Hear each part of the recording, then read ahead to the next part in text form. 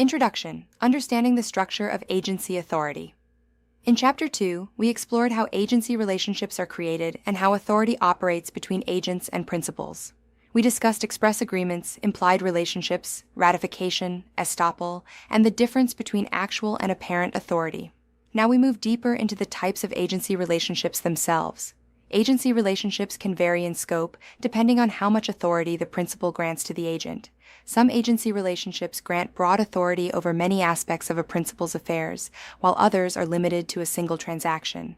Understanding these distinctions helps real estate professionals recognize the limits of their authority and the expectations that clients may have regarding representation.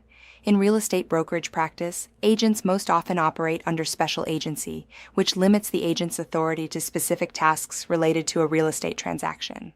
However, understanding the broader categories of agency, universal agency, general agency, and special agency, helps licensees understand how the law views authority and representation in different contexts. These distinctions also help explain why real estate agents cannot make certain decisions without the approval of their clients. A. Universal agency. Universal agency represents the broadest form of agency authority. In a universal agency relationship, the agent is authorized to act on behalf of the principal in nearly all matters related to the principal's affairs. This type of agency grants extremely broad authority and is rarely used in real estate brokerage practice. Universal agency relationships are more commonly associated with situations involving legal guardianship, or individuals granted comprehensive control over another person's financial or personal matters. A common example of universal agency occurs through a power of attorney, where one person authorizes another individual to act on their behalf in financial or legal matters.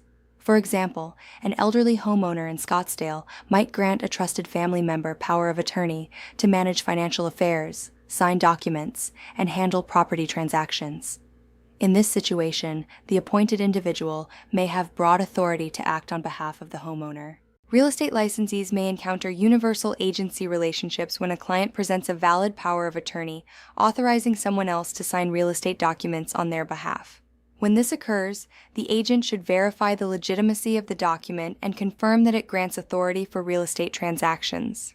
Because universal agency provides such broad authority, it must be handled carefully to ensure that the agent dealing with the representative is working with someone who has legitimate authority. B. General agency. General agency refers to an agency relationship in which the agent has authority to conduct a range of activities related to a particular business or area of responsibility. Unlike universal agency, which grants authority over nearly all aspects of a principal's affairs, general agency is limited to a specific business or operational function. General agency relationships are common in property management situations.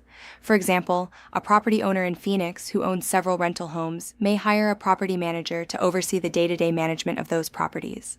The property manager may be authorized to advertise rental units, screen tenants, collect rent, coordinate repairs, and manage maintenance services. In this case, the property manager is acting as a general agent because they are authorized to perform a variety of tasks related to the management of the owner's rental properties. Arizona real estate law recognizes property management as a licensed activity, and property managers must operate under the supervision of a designated broker. Because general agents often have authority to make operational decisions on behalf of the owner, it is important that their authority be clearly defined in a management agreement. This agreement outlines the responsibilities of the property manager and the limits of the authority granted by the property owner. C. Special agency. Special agency is the most common type of agency relationship in real estate brokerage transactions. A special agent is authorized to perform a specific task on behalf of the principal rather than managing ongoing affairs. In real estate transactions, the agent's authority is typically limited to assisting the client in buying or selling a particular property. This means that the agent can market the property, present offers, negotiate terms, and assist with the transaction process, but the agent cannot make final decisions without the client's approval.